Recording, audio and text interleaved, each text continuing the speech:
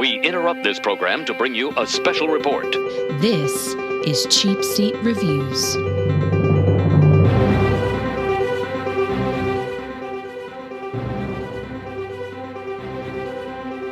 Hello, and thank you for listening to Cheapseat Reviews, the podcast that explores the Hollywood film industry for the greater good. For the greater good. Nice. No, that was terrible. Gotta do it again. Hang on. For the greater good. Maybe. I don't know. Yeah. I tried. I see what you're trying to do, and I appreciate it. I wanted the I tried, but it just didn't work the way I wanted it to. No, that's all right. That's cool. I appreciate I should have shopped it. Yeah, workshopped it beforehand, and I didn't. No, that's all right. Again, effort matters more than execution every day in my book.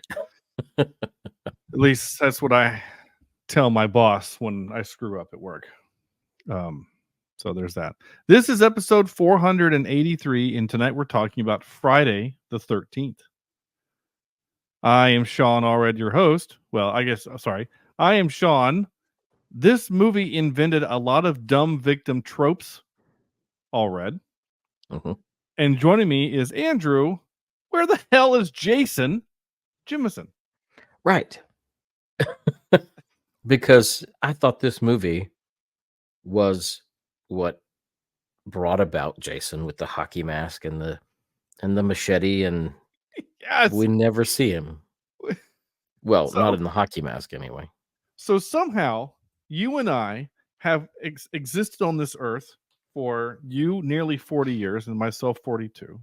This movie is 44 years old. Right.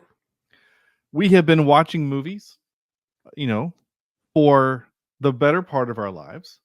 Yeah. And though neither one of us live in the horror genre, we're not in those circles. It is amazing that neither one of us knew that Jason wasn't in this movie. Yeah. We have This is the first time watching for me, so first time, obviously, for me too. We have now seen the big three, right? We've now seen the first Halloween, the first Friday the 13th, and the first Nightmare on Elm Street. Yeah. And I was I hate that most of this episode I feel like is potentially going to be me flabbergasted, dumbfounded, and even frustrated that I didn't know that Jason wasn't in this movie, because I feel like we might get hate mail on this. we might. So I went to work, and In all fairness, we haven't seen it though. we hadn't seen it, but the fact that we didn't know at all, like, I almost wish at some point someone would have been like, if we start talking about the movies and we talk about, who are the big scary three? Michael and Jason. Well, don't forget, Jason's not in the first one. Right. Yeah, I can't imagine how that has never come up in a conversation at all. But I mean, like, you have the poster behind you there, on the video, and it's just a silhouette of somebody. I guess it's the mom, and inside of her silhouette is what looks like 4 campers at the camp and the moon and the whatever. But I think there's more than 4 campers. Well, there's 5, yeah. Is there 5? It's hard to tell in your picture there, but I guess if I lean forward to look at it, I get in the way. yeah. So I guess that's the mom. Yeah, the mom. Jason's mom is the bad guy, and I didn't know that. I didn't know that either. And I truly applaud the director for picking the most unlikeliest of villains. Just a mom. But once I learned that, 2/3 the way, it's a short movie, but once you learn that about an hour and 5 minutes into the movie, hour 10, the movie completely just loses all fear for me. I am no longer afraid for anything because she's just a mom. I don't know. It's just, well, crazy and delusional, but oh yeah, she's had a complete psychotic break for sure. Yeah. But there's nothing. I don't know. I always felt like Okay, we're Listen, good. as a teacher, I've known moms that have had complete psychotic breaks, Oh, and I know you have. uh, and who knows what they're going to do. Well, you're right. There is that, and I made mention earlier, I think in our chat, the feats of strength that are required in this movie. I have a hard time believing that middle-aged mom did, and I think the response was, "Well, what about moms picking up cars to protect their kid or whatever?" And Yeah, I I don't know feel like about there's that some, though. I feel like there's differences there, but I don't know. We're gonna get into it because I Yeah. have things to say about this movie. But before I can, we must find out what is, if by some chance you don't know what Friday the 13th is, because apparently we didn't. No. I mean, tell us what this movie is. A group of teenage camp counselors attempt to reopen an abandoned summer camp with a tragic past, but they are stalked by a mysterious, relentless killer. Okay. Yeah. Yeah. That's pretty good. Yeah. So following the story to me was a little difficult at the beginning, because you're basically learning the backstory of this camp from random people in the movie. Like, oh, some bad things happened way back when. You know, Yeah. um, and it isn't until the end that you really find out what happened to Jason, or at least through the mom's eyes. Yeah. Yeah. Well, only us, we're going to do 5-word reviews here. But before we do our 5-word review, here's what I want to ask you. Hmm. Before you watched this movie, whenever day it was that you watched this, Yeah. a few days ago for me. If I were to tell you, to ask you to tell me what you knew about Friday the 13th, what would you tell me? Well, I knew it took place at a camp. And I knew that Kevin Bacon was in the movie. And I knew that Jason supposedly was the killer. But that's all I knew. I didn't know Okay. anything about it other than that. The only other things that I knew, I knew those things too. Or at least I thought I knew those things because, again, I thought Jason was the killer. I knew that the reason why Jason kills teenagers who have sex is because they're being punished for having sex while someone was drowning. Right. You know it was him. I didn't know it was Jason. Yeah. Or I thought maybe, oh, it is Jason, but his evil has, resurrected him, and therefore he is, murdering whatever. Because that's what I thought, right? Mhm. And I even posted, and I took a picture that I was doing this movie, right? And a friend of mine commented, "Oh, don't have sex, you'll get killed," which is not the rule in this movie, right? Because Right. the mom Not in this doesn't, one. in this movie, the mom only kills because they are affiliated with the camp. Her sole purpose is just to punish anyone associated with the camp. She Right. doesn't care. Yeah, she waits under the bed of Kevin Bacon and his love interest to finish having sex before she kills them. But it's not like the other kids, I say kids, they're teenagers, 20 somethings. It's not like, oh, they had sex, therefore they must be punished, because that's what I thought this whole premise was. You have sex, you die. Right. I thought that trope came from this movie, and it Yeah. doesn't. It Not kind of really. does, but not really. So I mean, yeah, I suppose it happens once. it does. It does. It is, Yeah. and I assume that. So at the beginning of the movie, we have the very beginning of the movie is a first person kind of thing of somebody watching these two campers go into some place to do it, and then she interrupts them, and they obviously know who she is because they, oh, I'm so sorry, whatever. Like they react to her, and then she Right. stabs them both. So Um, so that's that. But as far as the rest of the plot of the movie goes, and I apologize to listeners that I don't have clips. There are lots of technical issues with this movie, or just this week.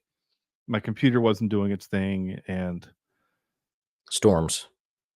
you had internet issues. Yeah. And then today was Father's Day as we record, and Yeah. I was hanging out.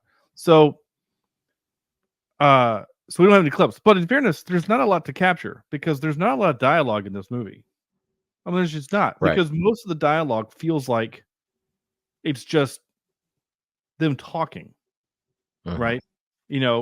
There's a lot of little things that never have payoffs, right? Like the guy that's rebuilding the camp, he's very flirty with the survivor girl, the final girl, and like he touches her and talks about their past or something, and she drew him. So like, so she's an artist, but none of that goes anywhere. There's no payoff for any of that. Right. Um, and then in the first part of the movie, I feel like my brain's just bouncing all over. But one of my first notes was this. Okay, let's do 5-word reviews. I'm all over the place. I'm all disheveled. This movie has got me really like amped up. Yeah. So let's do 5-word reviews so we can reset. So why don't you give me your 5-word review? Okay. Genre foundational horror film. I know that's only 4, but I feel like the reason that this is important as a movie is because it does lay the foundation for a lot of the movies that came after it. I think about Scream, and I think about I Know What You Did Last Summer, and some of the slasher films that we've seen. And they take what was done in this movie and they expand on it. In Scream, for example, you're forced to wonder who the killer is of the people. It's almost like Clue in a way, that you don't know who the killer is, but you know it's somebody in the group, right? Or at least you feel like it is.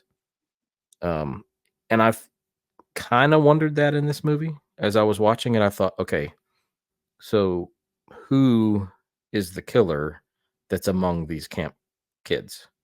Because I thought maybe it was one of them. Right. I did this. I did the same thing. I did the exact same thing. But I don't know that. I think the only reason I thought that was because I've seen those other slasher films. Had this been the first horror movie I'd ever seen, knowing that it's got Jason in it, I would have been looking for that the whole time, or wondering about the villain, the bad guy. I don't think I would have been curious as to which one of the camper or counselors was the actual killer. So I feel like these other slasher movies have taken and just expanded on the idea that this movie sets up. Does that make Okay. sense? Yeah. Well, and this movie is literally riding the successful coattails of Halloween. Right. Halloween had come out 2 years earlier and was very successful, and so the director and the writer primarily was like, "Ooh, here's an opportunity to make a slasher film in the same kind of ilk as Halloween, and we can do that." So I feel like, yeah, I feel like if we had watched this for the first time in 1980, we didn't know who Jason Voorhees was. That name has no meaning to us. Right. So there's no expectation on who the killer is, because that's the big difference between this movie and Halloween. Mm-hmm. In Halloween, we know who the bad guy is very early on. Right. We know it's Michael Myers. We know, Well, we the shape. The shape, whatever. But we see him Yeah. throughout the movie in third person, whereas in this movie, it's not until the end where the killer is revealed. So I thought that was really clever. I was just annoyed that it was the mom and not Jason, because again, Right. of the expectation that I had built up of it being, Jason. So apparently the hockey Well, mask and all that stuff, that's in the second movie. yeah. And I think I know that this movie clearly sets up there at the end, he's still out there, and it sets up for sequels. But had this been the only Friday the 13th movie, I don't feel like Jason would have ever become.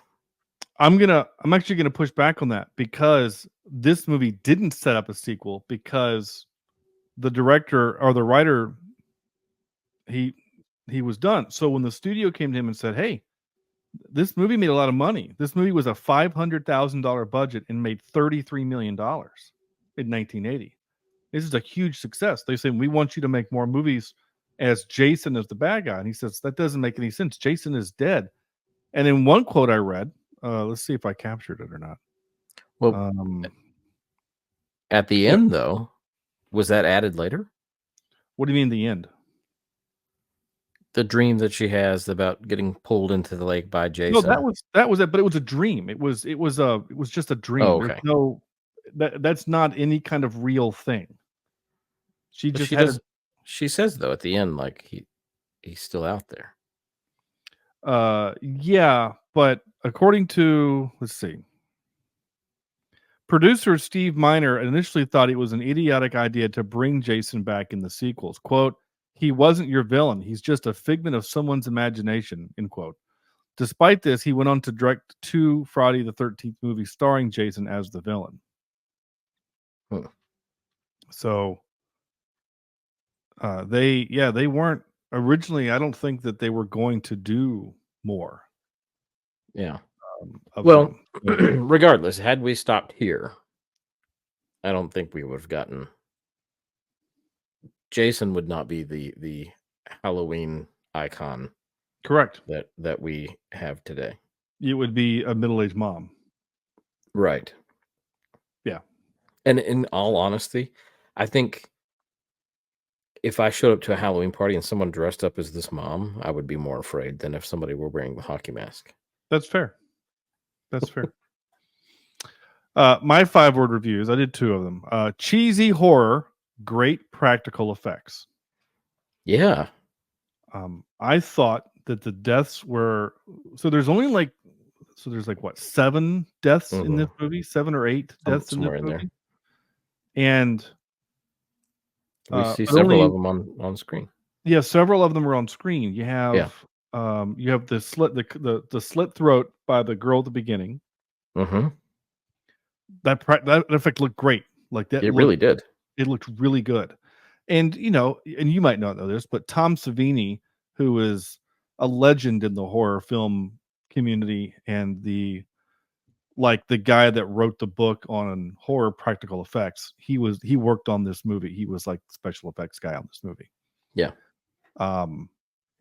So yeah, that one looked great. And then you had axe to the face. So we don't really see the axe to the face. We just see axe raising, the worst scream I think I've ever seen on film. Mm-hmm. And then the next cut is the axe buried in her face. I thought that was a really, really cool effect. Yeah. And then we see the arrow. Of course, the arrow through the throat there or chest area of Kevin Bacon looked awesome. Yeah. From a physics and logistical standpoint, I have major problems with that scene, and we'll talk about that in a bit. But I thought the practical effects, I thought the movie looked good. It's dark and creepy, and the woods look, it's scary. The setting I thought was really good. The music with that, that which is that's the voice of the composer. I thought it looked great and sounded great. So the movie is really well made. The only filmmaking thing that I will complain about and it's truly a logistical issue. So if you remember at the beginning of the movie where the girl that is hitchhiking into town, right? She comes into town, whatever her name is, Amy or whatever. And she goes into the restaurant and she's like, "Hey, I'm going to the Camp Crystal, whatever." Right. And they're like, Crystal Lake, yeah. "Yeah, Crystal Lake." And they're like, "Oh, Billy Ray here can give you a ride." And he's like, "Sure can. Come on in, stranger. Get in my truck." And then of course makes a completely inappropriate comment about her looks. But every dude in this movie makes an inappropriate comment about somebody's looks. Yeah. Just, as Chad would say, it was a different time. So yeah, this was 30 years before Me Too. Oh, yeah. Yeah. So we're in the truck, and when the camera is facing the dude, he sounds great. He sounds like he's in the cab of that truck. But when it looks to her, she sounds like she's in a bathroom recording her dialogue elsewhere. Yeah. And I think truly it's because when the camera is facing the dude, there's enough room in the cab for the camera operator and the sound equipment. Yeah. So that they could record him. But when you're facing her, and the truck is moving, and so I don't know if they had enough someone actually driving. Yeah. Like they had a teamster driving the truck, or if it was on a flatbed. But the camera is clearly in the cab of the truck. It's not like how we do it now. And back then these cameras weren't tiny. No, this is a 35 millimeter film camera. This thing is like a small briefcase. This wasn't shot on an iPhone. Yeah, so there probably wasn't enough room for the sound recording equipment and the camera. So they just said, "Well, we'll just dub her dialogue later." And they probably didn't have, super high quality studio and access to a multi-million-dollar studio. So every time she talked, and even when it was in the Jeep with the killer, same thing. Her audio was terrible. Right. Because again, she's in the passenger seat.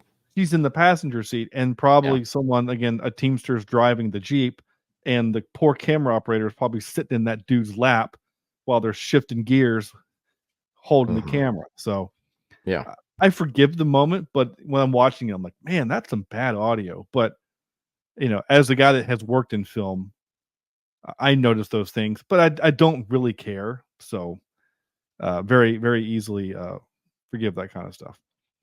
My other 5-word review was amazed Jason isn't in it.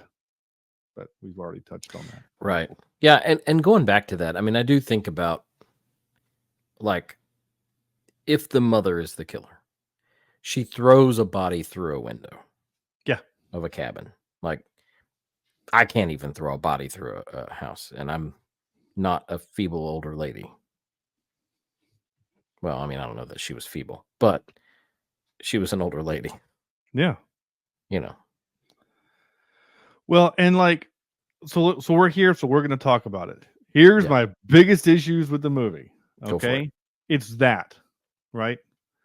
First death of the movie is she slits the girl's throat up against a tree. There's no feat of strength there to be had. You just, the girl got freaked out because she wasn't stopping the Jeep. The girl jumps out. The woman just chases after her, slits her throat. Right. And it's one of those where I feel like the 20-something should have been able to get away from, the 50-something, 50-something, 40-something-year-old mom. Yeah. But Sean, she jumped from a moving vehicle. Oh, well, she wasn't showing signs of limping or she hurt her ankle or whatever. She was just horror movie hysterical and therefore made terrible decisions and died. Yeah. Death number 2 was Kevin Bacon, right? No, it was the guy on the bunk above them. The guy on the bunk above them. He was the guy that was by himself down by the lake and went into the cabin. We don't know how he died. Right. But she was still strong enough to kill him in that cabin and then deadlift a 180-pound dude into that cabin and put him up on the top bunk where somehow he is unnoticed throughout the entire film. Then you get to Kevin Bacon. Well, right? before we get to Kevin Bacon, Okay. you and I both, I mean, you stayed in a dorm your freshman year, right? Yeah, You had bunks? we did. Yeah. Getting in the bottom bunk, I always looked at the top bunk. Like, Yeah. it was just a habit. Whether my roommate was in the bunk or not, it was just a habit to look up there. Well, Or at least glance as I'm getting in, you know? but it's because it's eye level. Exactly. It's eye level. Right. And if So- you're going in that bunk with the intent of having sex, you're going to make sure you're alone. Right. And I don't know if you caught it or not, but here's a did you notice moment. On the pillow that they're sleeping on, there's blood that has dripped from the bunk above. Oh, I hadn't noticed that. Yeah, because when she gets up to leave the bunk and go to the bathroom or whatever she's doing, I think that's what she did. Mhm. You can see blood drips, like where it's dripped on the pillow below or the mattress. I can't remember which, but Yeah, I thought that was interesting. that's a cool that- detail. I didn't notice that. That's something that I would notice laying in my own bed. Like, there's blood on my pillow. Yeah, Yeah. but you're also not a horny teenager. Or at least you aren't now. So you're Well, yeah. so yeah. So then we get to my first ridiculous death of the night, and it is the arrow through the neck. Now, again, the shot is really cool. The way that they did it is they cut a hole in the bed, and Kevin Bacon is on his knees, leaning back on his head on a pillow, and then they had a fake, a gelled fake body that is laying up against his chest, right? And then the arrow is punctured. Tom Savini is literally under the bed with Kevin Bacon and pushes the arrow up through the hole, and the blood wasn't coming out the way that they needed it to. So there's a hose in there, a little hose, and the blood is already filled into the hose, and Tom Savini has to blow this little hose to get the blood to come out, which is why there's bubbles. But they didn't have any other way to get the blood to come out. Yeah. So they're like, because "Ah, gravity. there's bubbles. Yeah. Yeah. Gravity. So there's bubbles. It is what it is. But in that moment, I'm watching this thing, and all I could think of is, she's, I got some of the notes I want to go back to, but all I could think of is an arrow is like a foot and a half long, maybe 14 inches long, maybe 16 inches long. There's not enough room under a bunk to have enough force to stab an arrow through a bunk bed. Now, granted, these are cheap mattresses. This is not like that might be a Sealy- it might be 4-inch mattress. maybe 3 inches, whatever. This is not Yeah. like the Sealy Posturepedic I have in the other room. Right. But the fact that she has enough strength to stab it through the bed and then through his back, and he doesn't feel that pain until it's poking through him. Yeah. Like The Rock doesn't have that kind of strength when Right. you're laying flat on your back to do this thing. But And especially back then, I don't think we had carbon fiber arrows that wouldn't break. These are, I mean, if it's a wooden arrow, that thing's going to break before it goes into his back. I know it was still a cool shot, but it annoyed me.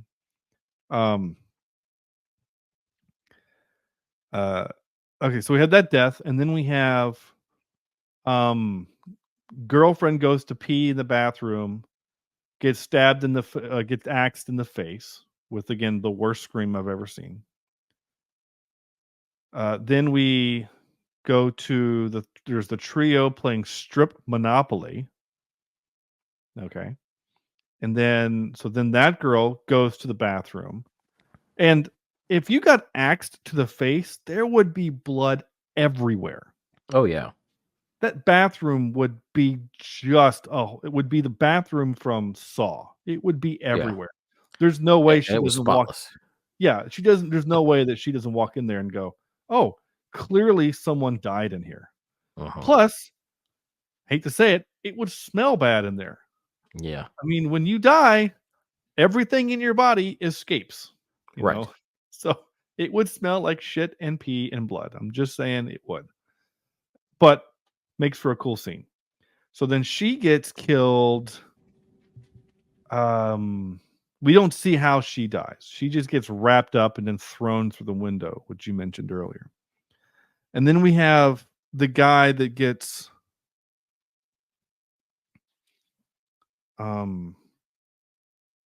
no, right? She actually survives back to her bed. She gets all the way back to her bed, and then someone calls her out to the range. Or am I forgetting something? Anyway, I do know that there was one dude that was like stuck to the door of one of the cabin doors by Right. arrows. Well, she hears somebody yelling help.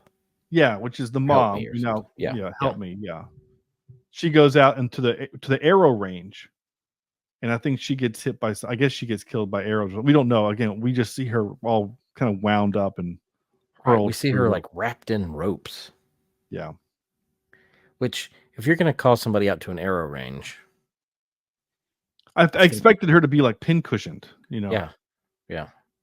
But then there was the other dude who was stuck to the door. Which we even get going back to her, we even get like a what is it? Was it the word is escaping me. It's like telegraphed earlier in the movie, right?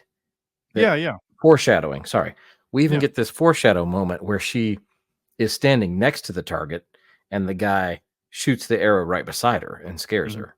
So it would have made sense for her to get called out to the arrow range and then shot with an arrow. Right. Like, I don't know. To me, that would have made sense in the movie, but it didn't happen. I agree. But like you said, it didn't happen. So I don't know. I'm still worried. Like I'm still trying to figure out like the guy on the door because he's elevated off the ground. Like, did she hold him up with one hand and then stab an arrow to hold him in place? Or did she affix him to the door and then shoot him with arrows? Or Did she make him stand on a stool? I don't understand how that Yeah. works. The logistics of how that death works. So I don't either. I'm really amazed at this movie and this stuff like that. And then the other thing, back to my comment about this movie with the dumb tropes, like the girl gets in the Jeep. It's a running Jeep. Yeah. But there's a dead body in there, so she gets out. Sorry, you're gonna come with me. Yeah. I did think about that. Like, I thought, all right, if I open the door and there's a dead body in the door, but the Jeep is running and there's nobody else in it, I'm going to go. Like, Yeah. I'm going to take that Jeep and go. Or I don't know. I might take 2 seconds to kick the body out. I don't know. I would probably remove the body after I'm driving, maybe. Right. Or just take the body to the police and say, whatever you say. But yeah, all I can think, I guess just if she has the keys, if mom has the keys, then it makes sense that she tries to go in to the Jeep and then show a shot of the keys not in the car. All right. But you can hear it running. It's clearly running. Uh-huh. And then when she goes in and then doesn't take it, I'm like, oh my gosh. And then she runs back past it. And I thought, get in the freaking Jeep. And of course, nowadays people are like, I don't know how to drive stick shift. No, that's fine. But anyway, couple other little things that I wanted to mention that I thought was funny. This is the second movie in a row where we had somebody fake drown to get a kiss from CPR. Yeah. Maybe that's just a summer camp type thing. Yeah. Yeah. I think you're right. I also wrote bumbling group of teens. There was a lot of slapstick before the murder started happening. Like with the snake in the cabin. Like they're falling over each other and like they all have to have their face in the camera shot but awkwardly. But to your point, this movie does make you it does set it up to make you feel like it's one of the campers. because like one of the campers uses the machete to kill the 'Cause you- snake. Yeah, and you never see all of them together at once. Yeah, and Because so I thought, even when they're waiting on the one girl to get there, that's going to be the chef for the camp or the Mhm. cook, whatever. She's still not there. So you never see all of the counselors together. yeah. So you do kind of wonder, is it one of them? So the movie I thought did a good job of that. I did write. I'm 37 into this movie, and I don't know who the lead of the film is. Yeah. Like this movie didn't feel like it had a lead, and now it has a final girl, but I didn't know that until the end, obviously. Let's see. Oh, I did write this. Just waits in the girl's bathroom. Perv. Again, I thought it was Jason. So Right. Well, and I kept waiting for, even after we found out that it's the mom, I kept waiting for Jason to show up to help. Yeah. Or that we found out that Jason was alive and she was like keeping him, or that she had to kill people to keep his power, or I don't know. Yeah. I kept waiting for that. Well, other note I wrote was, how did his Jeep die while driving? And Did were he there die- two Jeeps? That's what I thought too. Is like there are there two blue Wranglers?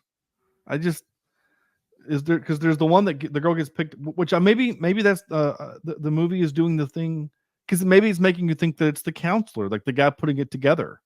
Yeah, He's the murderer because it's the because same. I did think that for a Yeah. minute, for a minute. I was like, well, maybe it's him. But or maybe she just took his Jeep for a stroll around the park. I don't know. Yeah. I don't know. I did also write, girl knows how to tie a knot. So when she made that makeshift lock for the door, I thought that was actually pretty smart. And then my last note was, but the Jeep. That was my last note. But the Jeep. Yeah. Anyway, I don't have clips again. I'm sorry, but I do have some trivia. Are we okay if I read some trivia? Yeah, no, that's good. And the very first one on there, I found pretty. Oh no, I'm sorry. The second one on there, I felt was pretty funny. That Betsy Palmer said, if it weren't for wanting to buy a new car, then she would have never taken the role of the mom in this movie. Yeah. Here's a longer version of that very piece. Betsy Palmer and the rest of the cast spoke at a Friday the 13th 30th anniversary conference, which was captured in a recent documentary, Crystal Lake Memories: The Complete History of Friday the 13th, which is available on YouTube. At the conference, Palmer said that when she first read the script by Victor Miller, she said, "What a piece of shit," and threw the script across the room into the trash.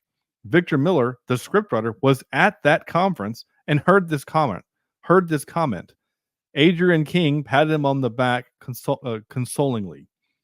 Palmer said she then thought about it and did need some money for a new car, and the movie would probably come and go very quickly and no one would ever see it, and then it would be all quickly forgotten.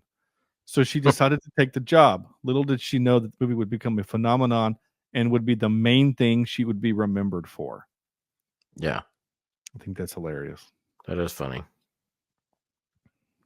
Yeah, because I don't. Other than that, I mean, I know she's done other things, but other than this, I don't know her from anything else. Right.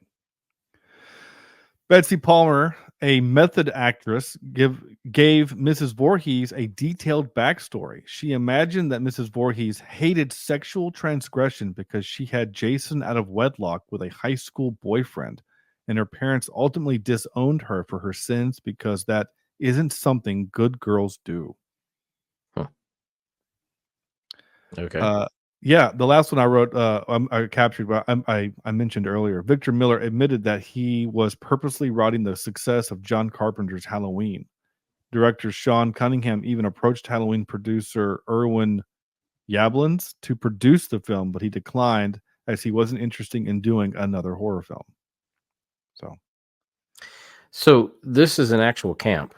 This is I don't know that this is, I haven't read all the trivia, but you can go to Camp Crystal Lake and stay, and you can do like a Friday the 13th experience. Do you know this? I didn't. I sort of knew that. I knew that it was real. I didn't know about the experience. Yeah, like you can actually go and stay at the camp. I don't know what all happens. Like I don't know. I just heard a guy talking about it on the radio, and I thought, oh, that's kind of cool. So, like, I can Uh, go have sex with someone, and then someone's going to come and try to murder me in my bunk. Yeah, exactly. Yeah, Okay, that sounds fun. yeah. I'm all for it. That's all the trivia I captured. There's so much though. I mean, this is just one of those movies because it's an older film, but also just has so much lore behind it.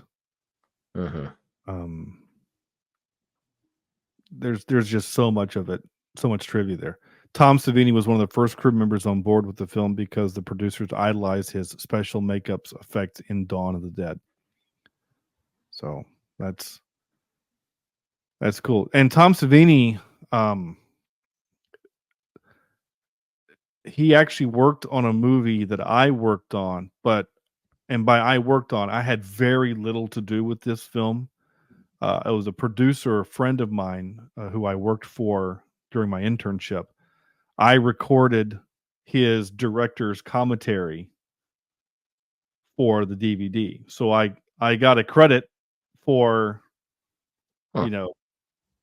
recordist or whatever. But all I Right. did was just record the. But it was cool, and so the producer's name was Bo. He talked about working with Tom Savini, and it was cool. Like it was the kind of movie where if you're able to get a couple of named actors, right? So the two big names for his movie was Tom Savini and Margot Kidder, and you put those big and bold on the cover of the movie.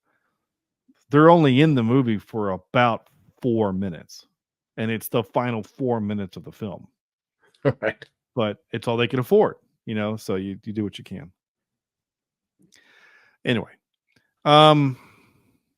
that's really all I have on this. Probably no game, just because again it's just the two of us. But Right. Yeah.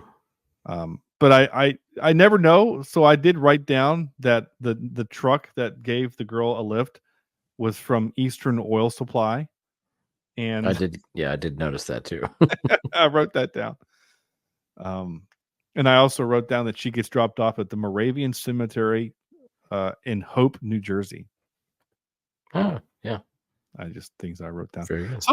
Something else I'm curious about. How did you watch the movie physically?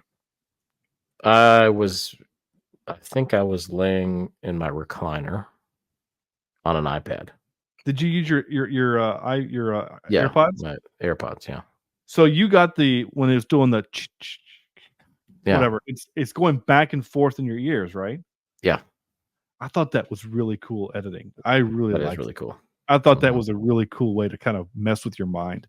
Because I was in my office here with my nice headphones.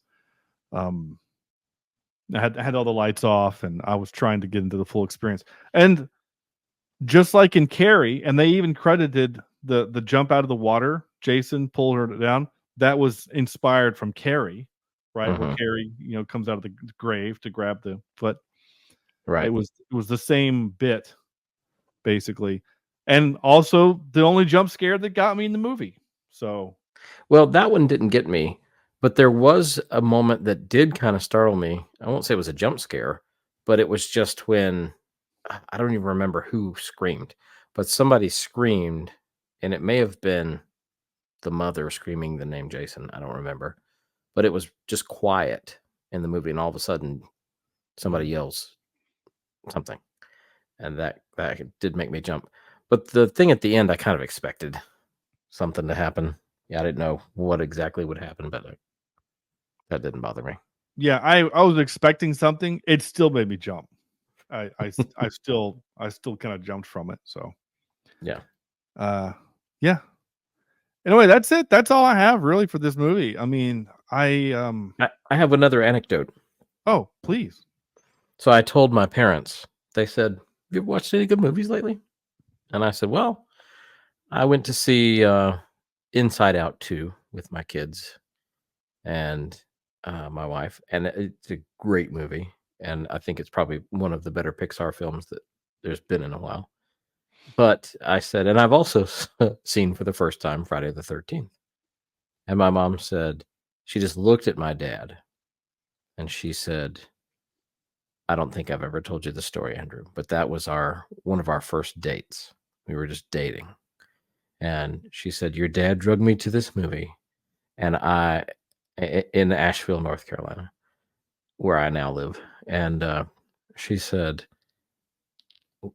I had a coat, your dad's coat, and I literally had it over my head because I was so afraid of the movie. And my mom really is. She's kind of a chicken when it comes to anything scary. Right. And she said that was the first time she'd ever seen a horror movie, and it was the last time she ever saw a horror movie. That's So, funny. but I thought that was kind of funny that she's only seen one, and it was this one, and she never actually saw it. Mhm. That's funny. I like that. My parents' first date was to see the movie Alien. Oh yeah. And my mom said, I almost was like done with your dad because that movie was so scary. I was like, if this is what he likes to watch, I don't want to be a part of this. But I think that's pretty funny. Okay, well, and I have been asked, oh, are you going to do the whole Friday the 13th, genre or the whole franchise?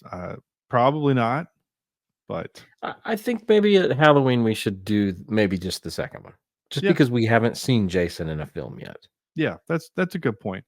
And maybe we do.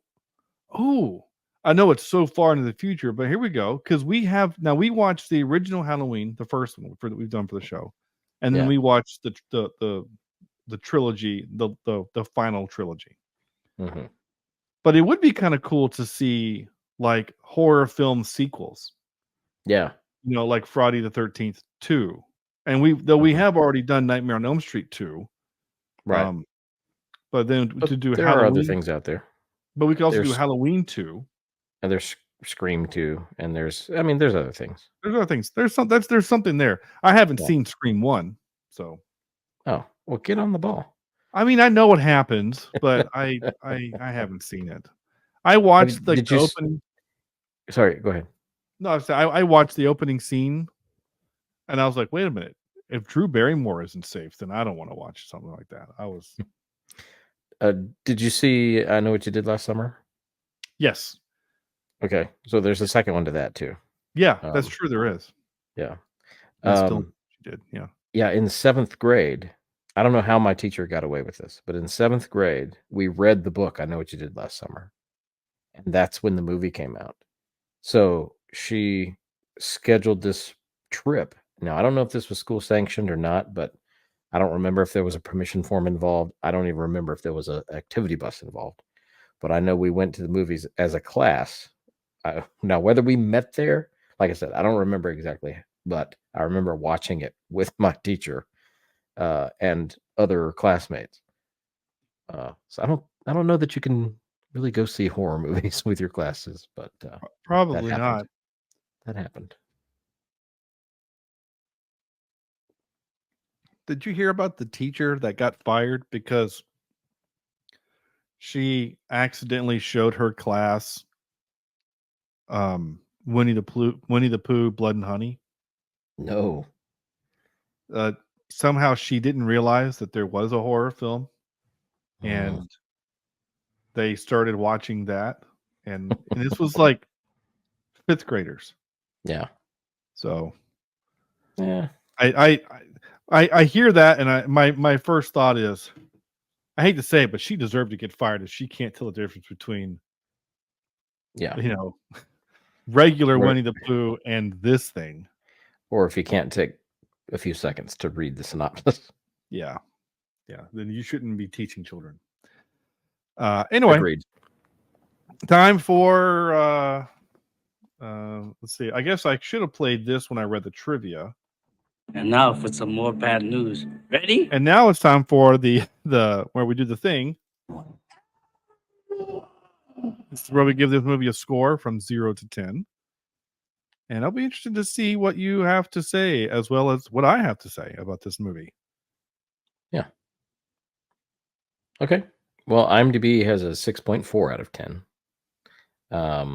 I think I'm going to go around there because it is I guess you could say, genre-defining movie.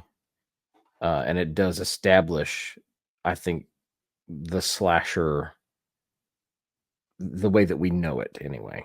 I mean, there are some others that came before, but this one sets up a lot of other things that happen later on in the slasher films.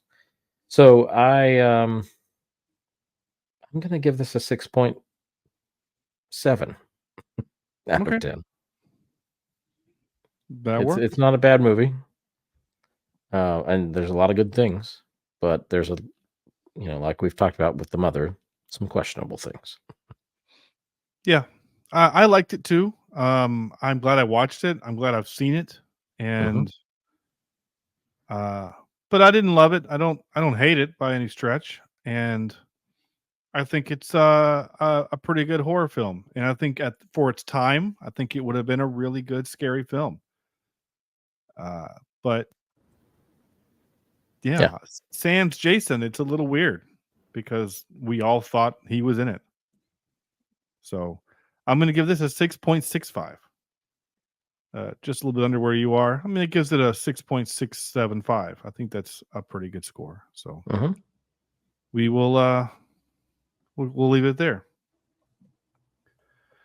Anyway, that's it. So that was week 2 in our movie series this month for summer break movies, because obviously this movie happens at a summer camp. Next week is also a summer camp movie, though I'm pretty sure no one gets killed. We are doing the Disney movie Heavyweights.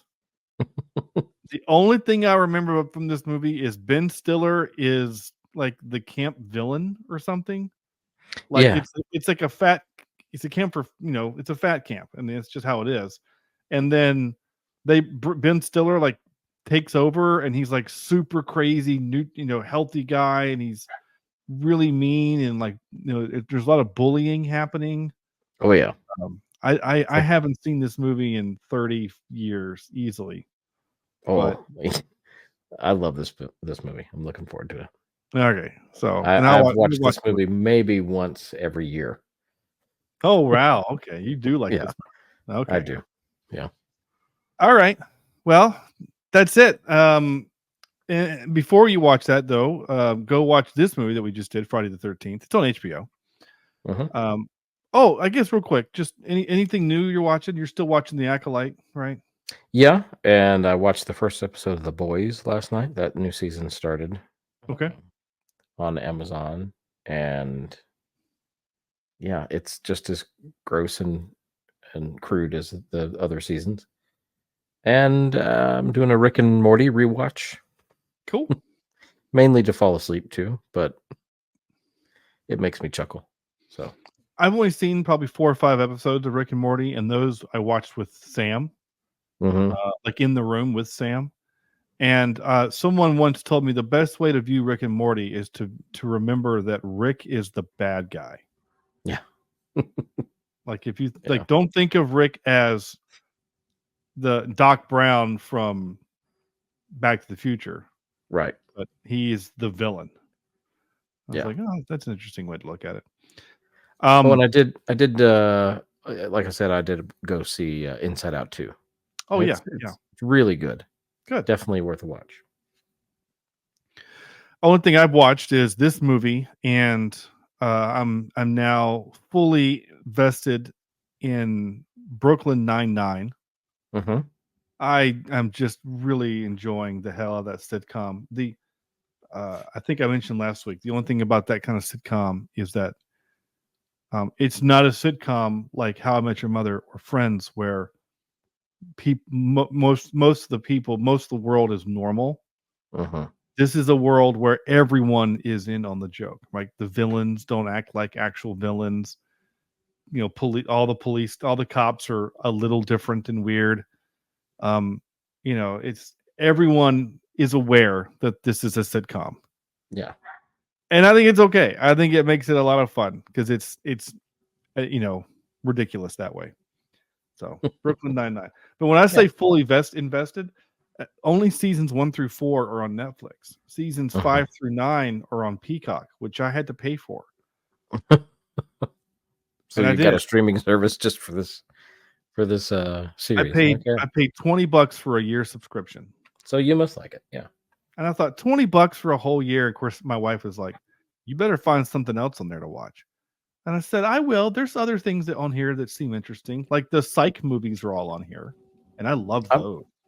Did you say this is Peacock? Yeah. Oh well, now you have no excuse. You have to watch The Office. Oh, okay. Well, I didn't have an excuse before. It's just to the point now where I'm not watching it because you and Sam want me to. Well, now you have to. We'll see. Yeah. In the meantime, while I'm not busy watching The Office, go to our website to cheapseatreviews.libsyn.com. There you can find links to all of our other social medias and how you can find us and contact us and leave us messages and things like that. Leave us a review. That would also be super helpful. And this is also kind of cool and weird, but cool at the same time. I got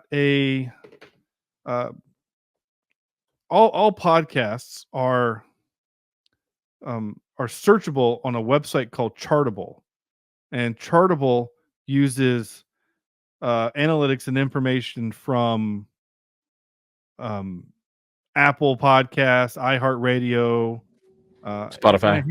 I don't. Maybe it might do Spotify, but it's got some. A lot of different of the places. It's not all of them because there's so many. What's this called again? Chartable. Chartable. Yeah. And if you search for our podcast, you can see kind of our podcast rank. And I go in there every now and then, and like global all podcasts, we are 13,511th. Now, at one point, we were in the top 9,000. We've since dropped a little bit. When we took our break about a year ago, we dropped. We lost some momentum, and that's fine. Global USA, we're 10,191. Again, it's pretty respectable. 10,000. When there's so many podcasts, if you're, that's not bad. Global TV and film, we're at 740. So again, I think that's pretty respectable. Yeah. And I am going somewhere with this, but just USA TV and film, USA, we're 595. Here's where it gets a little funny. All podcasts for the country of France. We are now trending in France at 7,471. Okay. All right. Here's the real fun one. We are in film reviews 128th in Norway. Wow. We're now trending in Norway. I have always liked Norway. Yeah. Yeah. Their education is great. Yeah, I do too. So that's kind of cool. I think that's a lot of fun, honestly. So if you want to help with those numbers, just leave some reviews. That would be really awesome to do. So leave us reviews and we'll go from there. Anyway, just thought I would share that information. So also go to our YouTube page, youtube.com/Cheapseat Reviews. And of course you can communicate that way as well. But that's it. That's going to do it for us. So on behalf of Andrew and myself, saying thank you all so much for listening, and we will see you next week for Heavyweights. Bye. I don't know why I always do that weird high pitch thing, but I do.